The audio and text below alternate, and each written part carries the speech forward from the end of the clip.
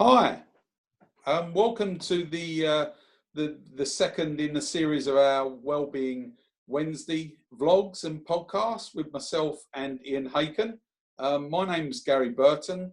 I am founder and head coach of Principles for Performance, and I focus within my coaching business on state of mind, mental health and wellbeing. Ian Hacon is head coach and founder of Yellow Brick Road and Chief Dorothy, as he puts it, and he'll tell you a little bit more about that in a moment. He focuses on energizing business leaders and entrepreneurs. We are coming together next year to launch a coaching program called Think Well, Lead Well, and ahead of that, we're doing a series of vlogs and podcasts called Wellbeing Wednesday, focused on state of mind and well-being. Last week was the first one that we've already shared that you'll be able to catch up on, where Ian interviewed myself, and that gave me a little bit more time to tell you about myself, my history, and the type of coaching I do and the impact it has. This week we're going to turn the tables, and I'm going to be interviewing Ian. So this will be a good time to hand over to you, Ian. Afternoon. Afternoon. Thank you, Gary. Perhaps you could tell us a little bit more about yourself, basically. Yeah, sure. I'll start by going way back. I won't tell my whole life story, but I'll just start by saying that I had a pretty normal upbringing. I'm from a family. My mum and dad are still together now. You know, I have one brother. We weren't rich, but we weren't poor either. We had a pretty balanced, healthy, normal life and upbringing. I started life when I got into business as an accountant because I seem to have some aspiration towards maths. So if you're good at maths at school, they tell you to become an accountant. No end of accountants have told me that story. That's what careers advice was back then. And I quickly found myself moving into management as management in accounts, as in getting promoted within finance departments. Once I left practice, I became a chartered accountant in practice and then went into industry. And then I had a bit of a segue for a little while. For about 6 years, I owned an oil and gas business with my brother, which we grew quite rapidly. And by the time we sold that business, I'd sort of segued from being the accountant to being the bloke who was still responsible for accounts, but had an accountant, but was responsible for most of the team. And that was my sort of segue into general management. Okay. After we sold that business successfully, I then joined Blue Sky Leisure as the chief executive. I worked at that company as an accountant prior to that some years ago, and I was invited back by the now chairman of that organisation. What type of business was that, Ian? So that's a leisure and tourism business with a bit of property interest as well. So they own the famous American diners called Zach's in the Norwich area, and there's one in Thetford now as well. And they own the sort of world-renowned Kelling Heath Holiday Park in North Norfolk, and another one called Woodhill, and they own the Imagine Spa at Blowfield, and so they've got a mixed sort of leisure portfolio as well as a number of property interests as well, and some other development sites and things. So quite a mixed bag. I joined there. Some of the business had changed quite a lot from when I was there before. Some of the business has been sold, some of the business has been bought. Like Zach's wasn't part of the portfolio when I worked there before. And that was kind of where I flourished really in my leadership capability really, and really helped that organisation move from what I think was a good company to become a great company. So how did that come about, Ian? What drove that? Well, it was a couple of things really. Firstly, I identified quite quickly that the brands were disparate. They were all good quality brands, but they were all doing their own thing in their own industry, but they weren't really talking to each other as an organisation. There was no organisational sort of gathering, as it were. So I created an organisational purpose for the organisation by working with all the people involved to identify where that purpose was, what was important to the organisation, and then a set of values around it, and then some strategic planning work, a bit more than that as well. But kind of from their perspective, we got on this journey of we identified a purpose which was passionate about our people, service and environment, and they were the things we focused on, was people, service and environment. So anything you had a conversation with anybody about in Blue Sky Leisure, we're talking about people, service or environment, or our core values that supported it. And I kind of built the system around that. But at the same time, not long after I joined them, in that intervening period, just wind on with my personal life, I got married very young to my first wife, and I had 2 young children when I was about 30, early 30s. But that marriage broke down in my mid-30s when my children were still quite young, when I was about 34. And I met my new wife, my current wife, my wife. Makes it sound like she's either not. She's my wife. Full stop. And we've had a daughter as well now. She's now 10. The older 2 have grown up. But kind of, I joined Blue Sky not long after all that happened. So I'd gone through a sort of being single phase and going out a lot and drinking a lot, and more than I normally would, perhaps, and sort of living a little bit of life to excess and getting things out of my system. And then settled back down again, and I did that usual thing when you've settled down and you're content again, put on a bit too much weight, and got a little bit lethargic, and thought I better do something about this. So I was about 39. I started exercising. By the time I was 40, I was running the London Marathon, and that went on from that. And so I kind of went at the same time almost. And, it was about a year or 2 delayed from the Blue Sky journey. I went on this journey about physical health initially. So that moved on. I've got this T-shirt on now for me. Ended up in the British triathlon squad. So competed for my country at European and world level, which was a great honour, which I never would have expected back in them early days when I just started running around the block. But that would move into that level. And this is a very long distance triathlon, so what they call Ironman triathlons or iron distance.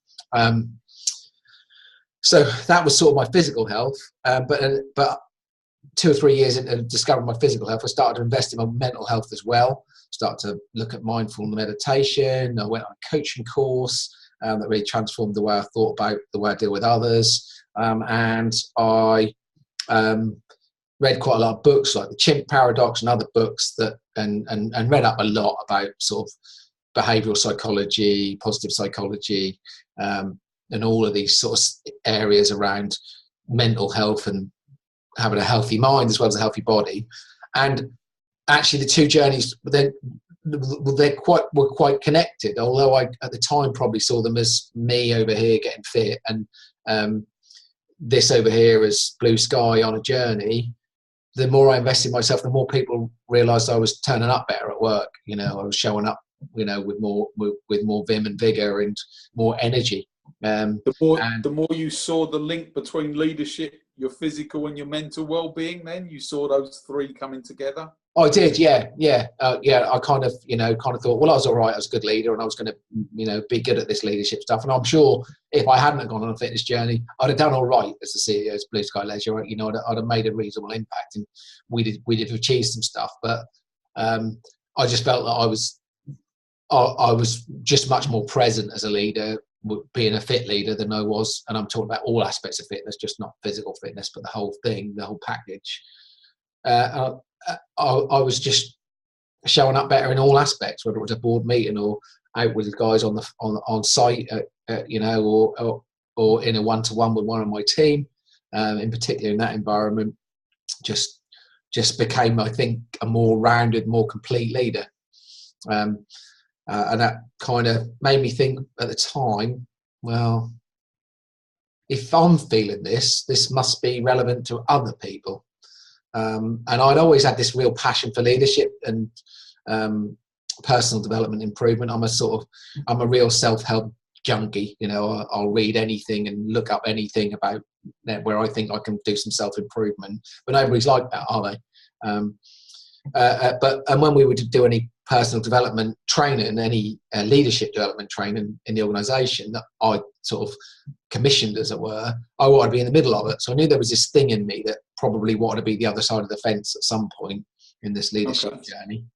And then it came to this natural conclusion. The business suddenly had this absolute flourish, and it wasn't suddenly. It's like, all these, you talk about overnight successes. No one's ever an overnight success. They put in years of hard work first, didn't they? But there was this sort of overnight success moment for Blue Sky when one year, the final year I was there for a full year, we just won everything. We were the best holiday park in the country. We were the one of the most sustainable tourism places in the country. We were named the best business in Norfolk in the EDP Awards across the whole business, which for me, that was the one, even though that's just Norfolk, that was the one that said everything you do and all connected up makes a difference. Because interestingly, that night we didn't actually win our category, which was sustainability, but we were the best out of the however many 20-odd finalists there were in the room. We were the best business, apparently, despite not winning what we went in for. And actually the judges said to me that night, not that night, the judges said to me in the final judging thing, the overall judges, what would it mean to you if you won this? And I said, actually, well, I think that probably means that the journey's over, that we've done. We've achieved what I want to achieve.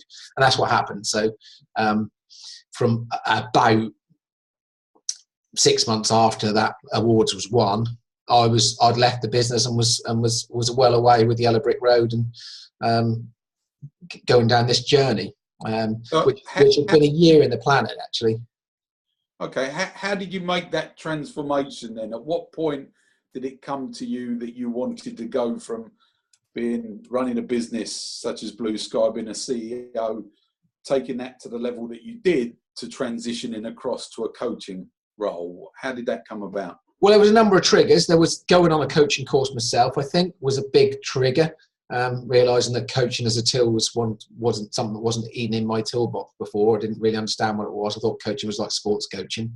I mean, as in, I'm a good football player, so I'll show you how to be a good football player. And that's just not what we understand coaching is. That's more like, I could be a good football player, I might not be a good football player, but I'll ask you some good questions and listen to your answers and get you to come up with it, won't I? So I thought, well, yeah, I've been all this way through my life and didn't realise I could use this tool. So that was one of the moments. And then with the way the business was successful, and I was just sort of, this started there's a plan B really. I kind of thought, well, I'll start building up this idea as plan B, and it just became plan A. So I just sat down and had a pragmatic conversation with my boss and said, I think I've now sort of delivered what we wanted to deliver. And agreed a sort of a controlled exit, as it were, so that I didn't just walk out and leave them in the lurch when I felt like it, so that we all knew where we were, which gave me a bit of a, without going into the details, gave me a bit of a financial cushion to start with, which was very kind of them. So that gave me a start. So, and actually what I started with is, although a lot of what we do has changed, the core principles of what we started with is still what we do today. Okay. And your audience, how did you decide, and who did you decide that you wanted to focus your coaching on, and where did that come from, basically? I always thought it was going to be the leader or the entrepreneur, and that's not changed. What we found ourselves more is, more in the open space and less corporate than I thought we'd be. We've done quite a bit of corporate work, and I'm sure we'll do a lot more corporate work in the future, as in working with a group of people from the same organisation. We've done a bit of that, but I found myself more in a room with a group of entrepreneurs that are all interested in being on the journey, which you can ignore that telephone. But it works equally in both environments. You have to tailor it a little bit for a corporate group to do an open group, although I identified that avatar, they came to the room as well. I wasn't particularly, anybody could come on one of our programs and anybody would get benefit from it, provided they wanted to be there. But actually, it's usually a room full of business owners, all senior directors or entrepreneurs, or any combination thereof, entrepreneurs. But we've had some of the teams of some of the, so for instance, somebody came on the course and then the next one they sent one of their team members on, and that young lady got as much out of the course as her boss did the previous time. Okay. But it's more likely her boss is going to be in the room. Mm-hmm. Yeah. And what was the focus of your coaching and the aim of your coaching? What was you looking to achieve with the business leaders and entrepreneurs? Well, I'd call it a program rather than coaching, although that doesn't really properly describe it, because it's about empowering the positive change in people, and say that what we actually, the detail of what we do and how we do it has changed slightly over the last 3.5-4 years. But basically what we do is put people in a room, we talk about the various aspects of well-being, we have a discussion about it, we talk about if they do that thing or they don't do that thing, what sort of impact that's going to have on their health, what that's likely to lead to, or what the possible risks are.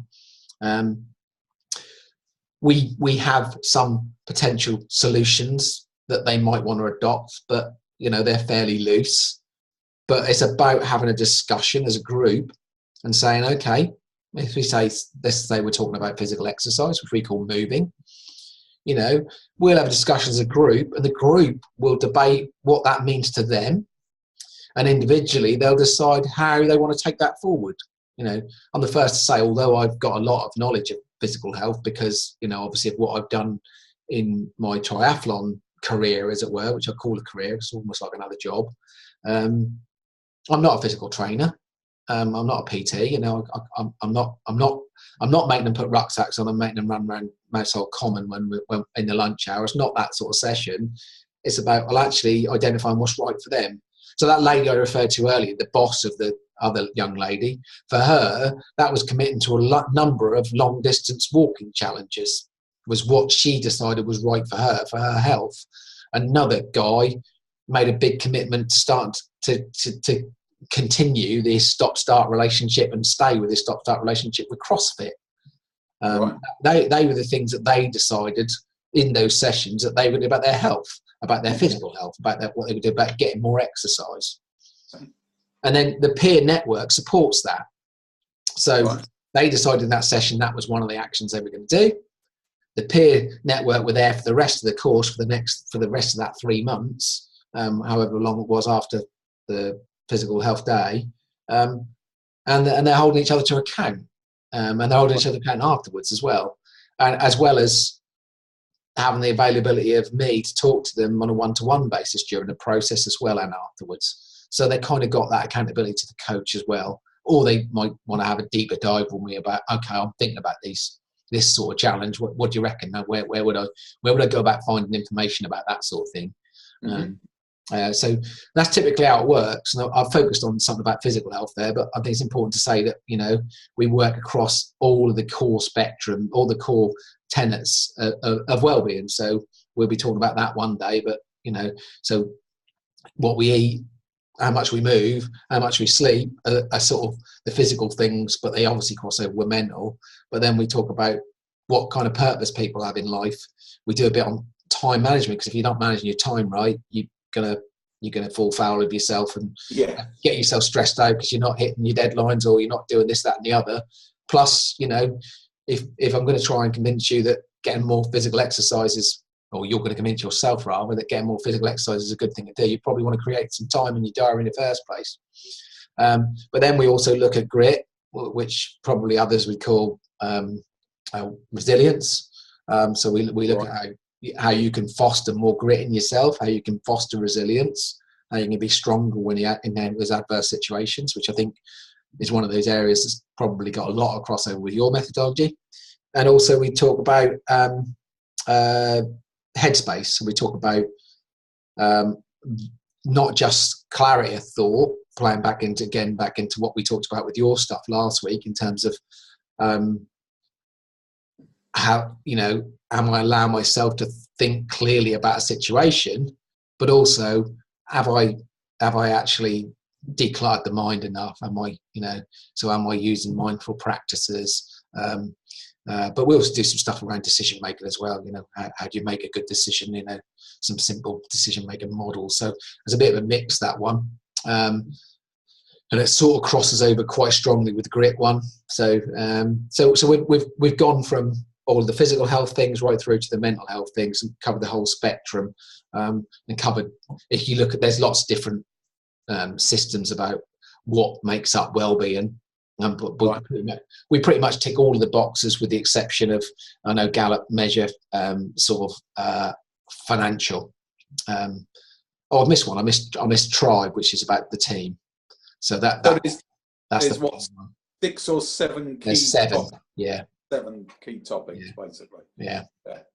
And the idea is that you focus on them, and then you look for the insights that the individual leaders and entrepreneurs have around that would work for them, basically. Is that? Yeah. If it's relevant, you might rock up and say, actually, I'm all right with sleep. I get 8 hours sleep a night. I sleep really well. I sleep really rested. I'm never tired. I've got sleep nailed, and that happens. So, but they turn up and actually, they usually take an action or 2 away from that session. They find out that then sleep's not as nailed as they thought it was, or they can do something else. We talk about sleep and rest in that session. So some people take more away on some days than others. Some day, and I know usually because I do a pre-interview with them, and I've known some of the delegates personally before they've come on the course from being previous relationships in terms of business relationships. So kind of what is going to. So Gary, you'll really get a lot out next week because of X, Y, Z, and I usually I've built up enough rapport with the client to understand where they're coming from with it, and the first week's all about finding that stuff out as well, and finding out where what they need to focus on. So we end up with by the end of the course they've picked up the actions that they want to pick up on the basis they want to pick them up, and that might be an action something that I might have signposted them at. If you're a social person and you want to exercise, maybe join a club where you can socialise with other people in your sport and get some mutual support for each other. So they may have picked up on that and gone and joined a running club because they want to do running, but they didn't want to do it in isolation. But they may not have done. They may have had a discussion around the table and said, well, actually, like that example I used earlier, that didn't come from around the table discussion. That person said, actually, I think this is something I want to do. I want to go on a long distance walking challenge. Yeah. We talk about walk and marathon distances as well and beyond. I think the furthest she done was about 40 miles. Wow. Yeah. So, and this is somebody that was pretty sedentary before we start the course as well. So it was a dramatic thing for her to go from being pretty sedentary to walking 30, 40 miles. Absolutely. Well, we've spoken, haven't we? Because one of the things that intrigues me about the work we could do together is looking at the physical side, because that's the physical well-being is certainly something that I would like to focus on and get your help in that direction. Because so that's interesting. But from what you say, it's about finding the right activity that fits the individual, basically. Yeah, it is. Yeah, and it's not about doing that activity. That's not about, okay, you want to do walking, so let's go for 5 miles. That's about identifying it and supporting them and finding the right way to enter into that journey and making sure they stay on that journey. And from a coaching perspective, if a client has self-generated the idea, they own the idea. Right. Although you can make suggestions about what they might try and what they might try, they need to own the idea. And if they own the idea, they're far more likely to implement it and stick with it than they are if you just go, you know what you should do? Best way to lose weight is run, Gary. You go run around the block. Yeah. Yeah. So that'd be great advice, but will you take it?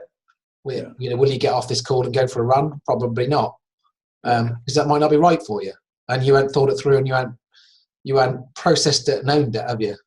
No. But actually, if you in a conversation like this said, "Do you know what? I used to be a runner. I used to love running. I loved the solitude of going out and unwinding my day, and I used to be pretty good at it. Actually, that would be a conversation that you'd be able to explore as a coach and say, well, actually, maybe you should try that again. Maybe that's something that you could commit to. Maybe you could, I used to be a runner, but I used to hate running on my own. So, and then you get maybe you could join a running club.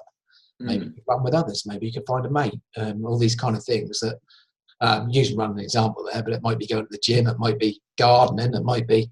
I mean, one of the candidates on one of my courses, we did this sort of board blasting thing, and what constitutes exercise, and this lady in a corporate group was quite pleased to say in front of all of her peers, she got all of her exercise through sex. And I don't think she was trying to be funny. I think she was trying to be factual. You know, but that's exercise, isn't it? Yeah. What we pigeonhole into being I'm picking on exercise specifically at the moment, but what we pigeonhole into being exercise is not necessarily what we see as exercise. Mm-hmm. You talk to most people about what is exercise, probably 5 out of 10 people will say that's going to the gym. Mm-hmm. Well, it might be for you, it might not be. And what does going to the gym mean? Do you go to classes? Do you push some weights? Do you do cardio? You know, do a bit of all of it. You know, what you got the gym for? What you try to do at the end? Are you trying to look different? Are you trying to feel different? So you get into those kind of conversations, whether it's on whatever it's related to, whether it's physical health, whether it's grit, whatever, you know. Mm-hmm. And how do you bring together the two sides of well-being? Then we spoke. Obviously, you just spoken about the physical side there. How do you then bring that together with the mental well-being side of things? How does that? For me, they're all well-being, and I think you know there is and I think there's a risk that I think if you focus on one aspect of well-being without the others, that you're going to miss a trick. You know, so you could focus all on exercise, but you could get addicted to it. And you could have a real problem with addiction to exercise, and that could cause you all sorts of problems in your life. And I know people that have done that, and it now has caused them marriage breakdowns and all sorts of things. You know, so great, they're physically fit, but the rest of their life is a car crash. Or they're, you know, they meditate every day, but they don't look after their body, and you know, they're sluggish and at risk of heart attack and whatever else. So it's about. For me, it's about there's the tenets, there's the things that we focus on, but ultimately it's just about your well-being. Just there's different bits of it that you may or may not need to focus on. But I think the actual thing that joins it all together is the work we do around purpose. Right. Because that kind of crosses the chasm. Sleep crosses the chasm a little bit, because if you haven't slept enough, you're going to be physically tired and mentally tired, and that's going to affect both aspects of it. You're not going to feel like going for a run. You're going to eat the wrong food, because you're going to be tired, and that'll make your reptilian brain crave fats and sugars, because it's going into survival mode, and on the mental side, you're gonna be grouchy, you're gonna be forgetful, you're gonna be all these other things. So you know, so sleep is a fundamental building block, but they all are. But I think that purpose thing is where it really brings it together, because you know, why are we here? Gets a little bit spiritual, but you know, what is our reason for being on this earth? What are our goals? You know, so where do we want? Where do we see ourselves being in 5 years? Where do we see ourselves being when we're a grand old age? What difference are we gonna make? Do we want to bring up a healthy, happy family? Do we want to have made a difference to society? That kind of brings everything together, because actually, if you find that guiding light, then actually how much we turn up the levers on the other things is very much driven by that guiding light.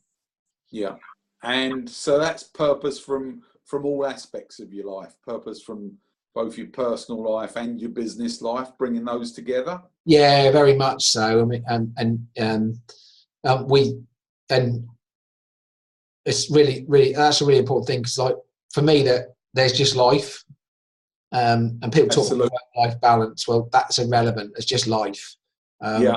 So, and ultimately, if we go way up, you know, total purpose, you know, we think about, you know, what's going to be on your headstone, and what your grandchildren are going to remember you for, and all that sort of stuff. And I know it gets a bit dark, but you know, if that's the stuff that the other stuff's got to drive, isn't it? You know, so people don't think about that. So if you get people to think about that, then you can reverse engineer the back stuff, can't you? Because actually, if dying financially secure is really, really important to you, then money probably needs to play a bigger aspect in your short-term goals. Although if you just chase money, usually you don't get it. That's the truth of it. Wow. Research suggests we chase a cause and the money follows. That's what most entrepreneurs do. They don't go out looking for the cash. So we sort of they're one really, and that balance, and that's all very well being the most driven business person in the world, but if that ruins your family life, absolutely, yeah. But you might be comfortable with that. That might. It's not my place to judge that. To say that you'd rather be a successful entrepreneur than a successful father. That's for you to choose, isn't it? That's for you to say, well, most of us want to be 10 out of 10 on both, don't we? But if you only want to be a 2 out of 10 father and a 10 out of 10 entrepreneur, that's for you to decide, isn't it? But as a rule, most delegates actually move towards life's more important about this other stuff than it necessarily is about work, but work's my vehicle to get there. So they get inspired about their corporate stuff, and that plays back to the work I talked about earlier that I did at Blue Sky on corporate purpose, which invariably I quite often do with some of those clients afterwards. We go back to their organisation and say, why is the organisation here? You decided why you're here now, and you decided the business is an important part of that. So let's articulate that in the organisation so the rest of the team know it, and they know why we're here and what we're trying to achieve. So that, which is not part of the programme, that's a piece of work I often end up doing with clients. But really, so that's, I love all this stuff. It's called eudaimonic well-being is the technical term. I think the Americans call it something slightly different, same word but pronounced differently. But eudaimonic well-being. Yeah. So right. that's our well-being. The holistic approach. Holistic well-being based on purpose. Yeah, right. Based on why we're here. Okay. And the studies suggest that we live longer if we know this stuff. If we know where we're headed, and we've got a roadmap to get there, then we're likely to live longer and be more well in the process getting there.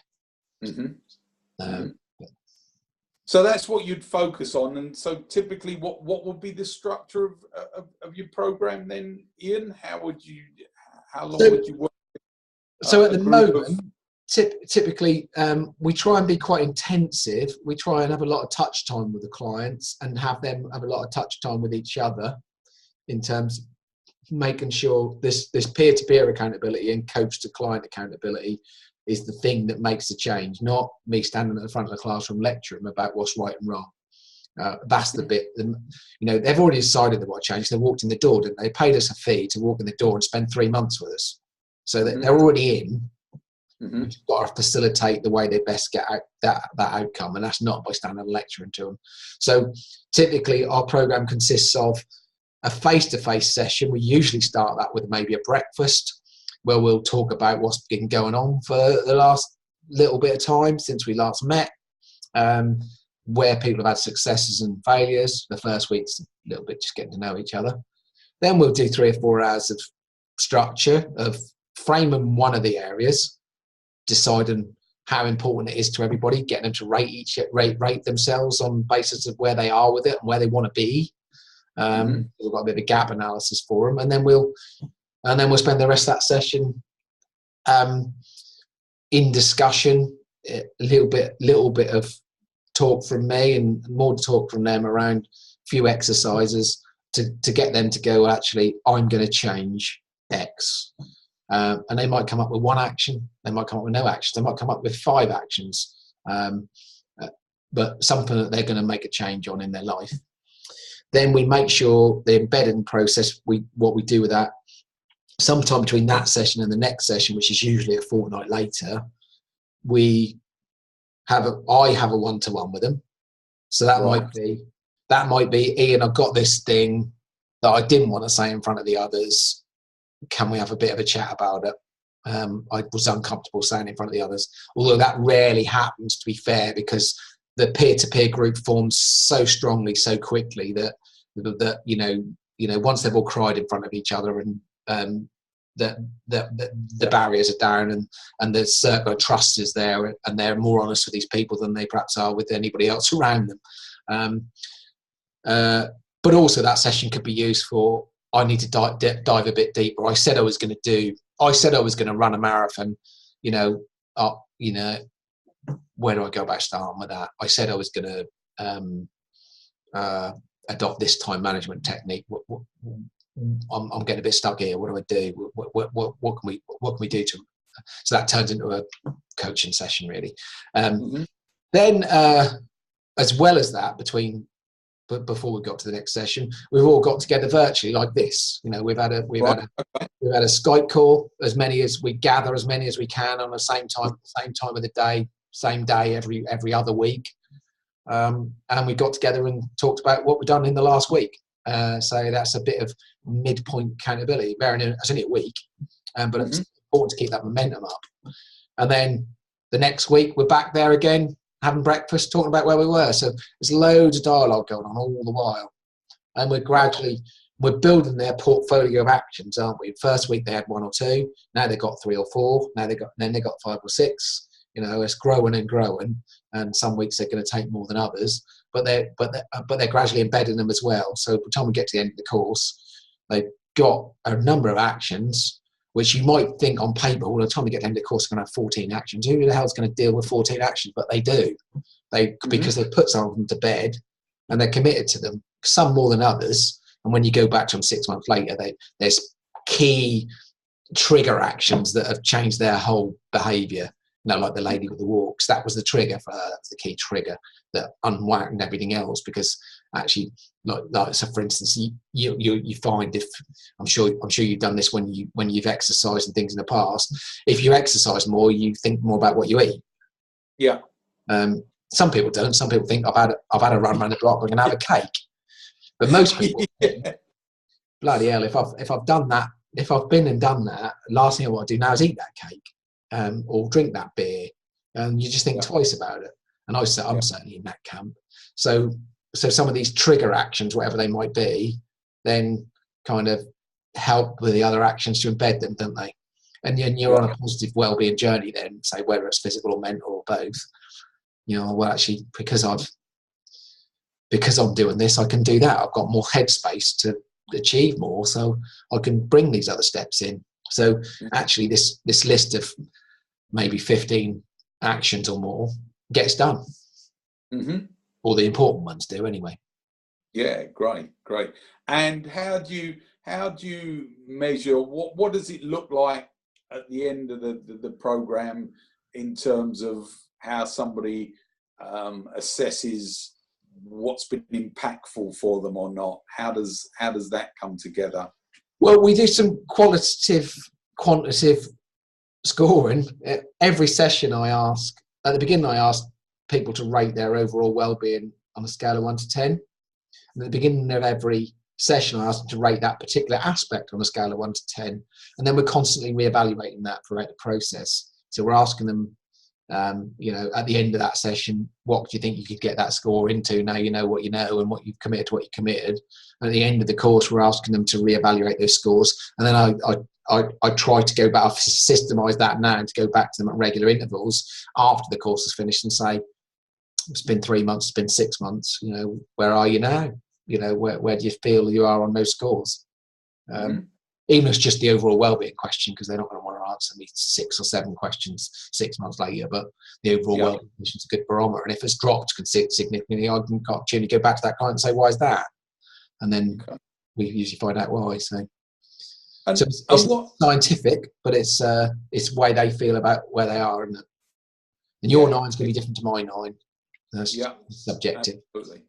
And with, what do you think separates with your clients the difference between what makes them maximise what they get from the program against those that might not do that? What's the differentiator between them, basically, and how can you support that? That's a good question, because I have had 1 or 2 delegates that have showed up and kind of thought, if I show up, I'll get fixed. Yeah.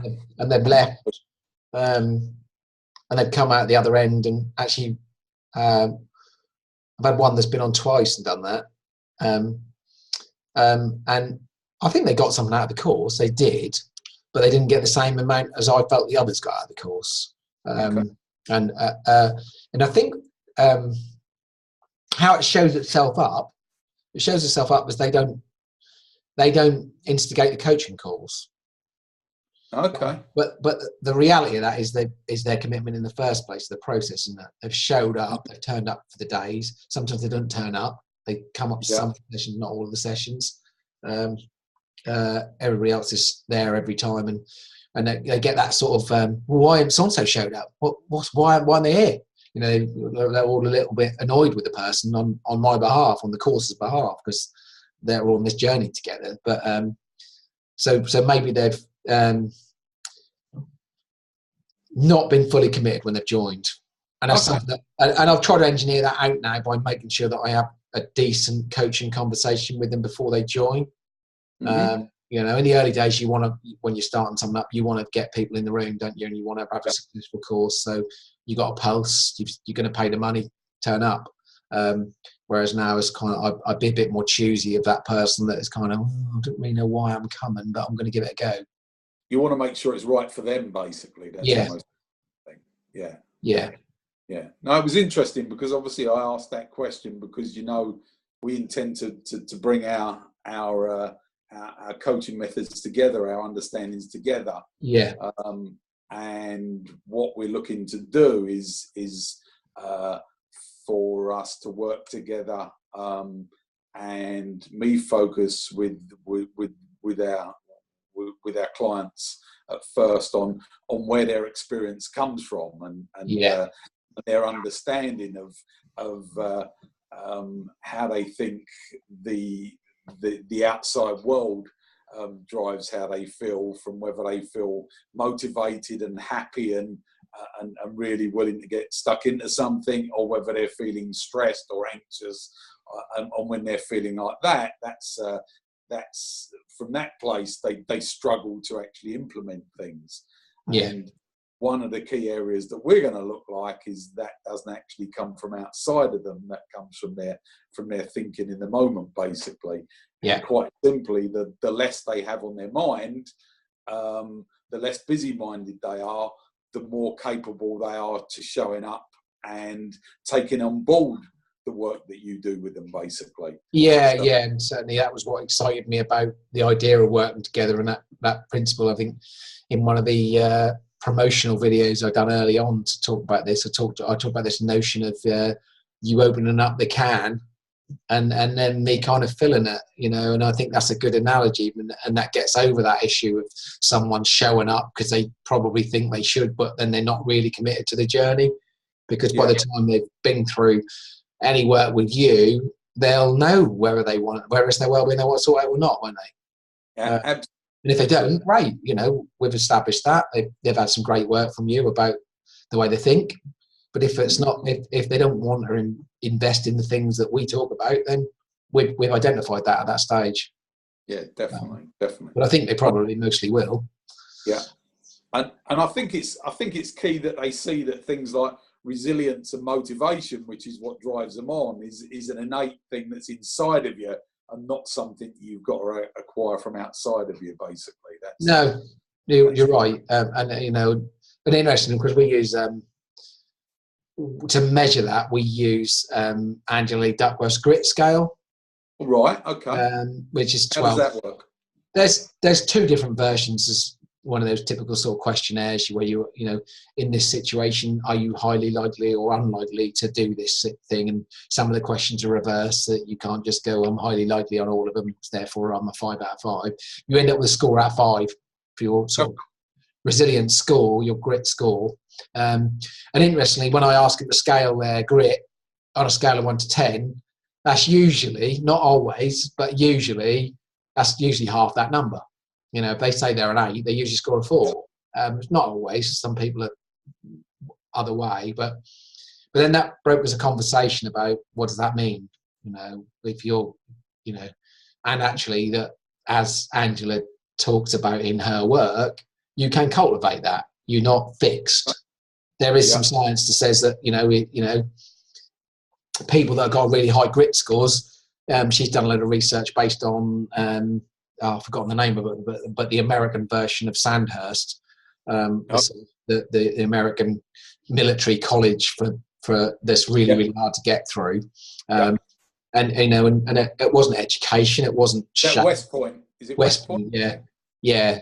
So the likelihood of people succeeding at West Point wasn't anything to do with their standard of education. It wasn't whether they were physically fit enough to be on a course in the first place. It was all these other factors that the military thought were probably the key ingredients to a successful person. It was a grit score. Right. The scrawniest little bloke that had a great grit score was more likely to get through than the brawny bloke that has been working out at the gym for 6 months in anticipation of signing up. Equally, the really, really clever one has got no more likelihood to get through than the really, really not so clever one. But you can cultivate that, and that's where I'm really looking forward to understanding more about what you do to get under the skin of that. To actually say, I know this stuff about grit and growth mindset from Carol Dweck's and another model I use, but actually, how does that work with the way you're working, and how can we change that thinking? Because like all these things, I think I said this before, that old adage, you can't teach an old dog new tricks. It's just rubbish. We can constantly be retraining our brain to do things that we could never do before. So we're not stuck with what we were stuck with. We're not. No. We just need awareness of it. That's the whole idea of what we work with is that it's all about transformation. And when you see that where your experience comes from, and it comes from your thinking, and that's in the moment, and that's so fluid, you're just a thought away from a different feeling and a different way of looking at things, basically. And the more fluid you see that, the more things can change, and then transformation can be huge. As I've found, in whether you're working with an individual or working with business leaders or entrepreneurs, or indeed in the prisons, we're all human and we all work the same way, basically. And that can be profound when you see that. Cool. Well, I think that really gives people a good idea of what you focus on and the impact that you can have. What would be good to round it up is just to give people an understanding of I was thinking about what inspires you to do this. You've come from your own personal journey of running businesses, CEO of a very successful business. You saw how much energizing yourself, both physically and mentally, the difference that made. So what inspires you now to work with business leaders and entrepreneurs in the way that you've described? Because I just want to help as many other people unlock their full potential, and I think this is one of the keys to do that. It's not the only key, but it's one of the fundamental blocks that I think a lot of people just don't focus on. They know they should, but they don't. And that's, go on a great leadership course to be a great leader. Please do that as well. Go and do all that leadership development stuff that we may not cover. But actually, if you're not all right in the middle of it, you're not going to deliver it, are you? It's just, a very people-centric approach, as yours is, to make sure if the individual is thriving, then everything's going to be a lot easier, and businesses will be more successful, teams will be more together, there'll be more trust in a team, leaders will be more revered by their teams, they'll support their teams better. If I can help a leader with their well-being, they're likely to help their team with their well-being, aren't they? So it's about spreading that message. I've set for Yellow Brick Road the target of energising 10 million people. Wow. So that's how I've translated that as a purpose for Yellow Brick Road, as we talked about purpose earlier. Absolutely, that's fantastic. That's great. Well, thanks for sharing that with us, and I really look forward to. I believe next week for Wellbeing Wednesday, we're looking to take our broadcasts and our vlogs onto Facebook Live. Yeah, we're going to go live further between us. Yeah, so we're going to have a nice session where we're going to frame one of the areas. We're going to talk about an aspect of well-being.